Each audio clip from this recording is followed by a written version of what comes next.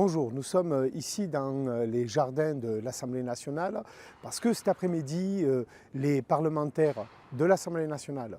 et du Sénat vont se réunir en congrès à Versailles pour voter la constitutionnalisation de l'IVG. C'est un moment extrêmement important, c'est un moment qu'on pourrait dire même historique dans une longue chaîne de combats qui a commencé il y a plus d'un siècle, mais qui a connu des étapes extrêmement importantes. C'est le 5 avril 1971 avec des femmes qui signent un manifeste, le manifeste des 343 femmes qui disent publiquement qu'elles ont avorté alors que c'était illégal et qu'elles pouvaient être conduites en procès à ce moment-là. L'année suivante, eh bien, ce sont les procès de Bobigny avec Marie-Claire, cette jeune fille de 16 ans qui est violée par un jeune homme de 18 ans et qui décide d'avorter avec l'aide de sa mère et d'autres amis. Elle sera acquittée lors d'un premier procès du fait de son âge, mais les adultes, elles, se verront condamnées de peine légère car défendues de manière extrêmement brillante par Gisèle Halimi qui fera de ce procès en fait un procès de la loi, d'une loi extrêmement injuste. Le gouvernement de l'époque confie à Simone Veil le soin de proclamer et de porter une loi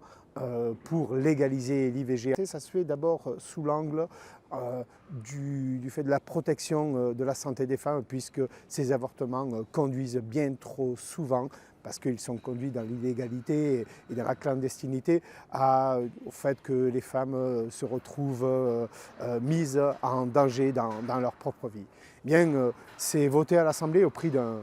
débat assez houleux et puis ce long combat dure tout le long des années 80 avec le remboursement qui est institué, avec l'allongement du délai de prescription. Et est venu depuis maintenant une vingtaine d'années avec une proposition qui a été portée par Jean-Luc Mélenchon et reprise par Mathilde Panot de constitutionnaliser l'IVG. Bien, nous y sommes, nous avons gagné ce combat avec plusieurs victoires donc, à l'Assemblée nationale lors de notre niche parlementaire, mais aussi au Sénat. C'est un moment extrêmement important parce que non seulement il s'agit de la question de l'IVG, mais en fait, plus fondamentalement, il s'agit du fait que les femmes ont la liberté de disposer de leur corps et en fait, pour le dire de manière plus concrète, c'est le fait de disposer de sa vie, le fait de choisir d'avoir un enfant et donc de construire une vie qui est choisie, et bien ça c'est un droit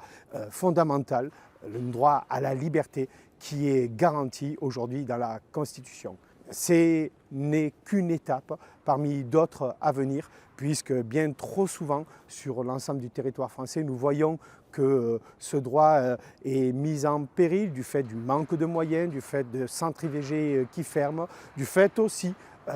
de groupuscules qui s'opposent à l'IVG. Eh bien, avec cette constitutionnalisation, on leur dit non, vous ne pouvez pas reculer. Et on envoie aussi un signal dans le monde entier en disant, eh bien, regardez, en France, les droits avancent. Vous aussi, militantes du monde entier, eh bien, unissons-nous pour pouvoir faire en sorte que ce droit fondamental à la liberté de disposer de son propre corps et de sa vie, eh bien, soit inscrit dans la Constitution et ne soit plus remis en cause.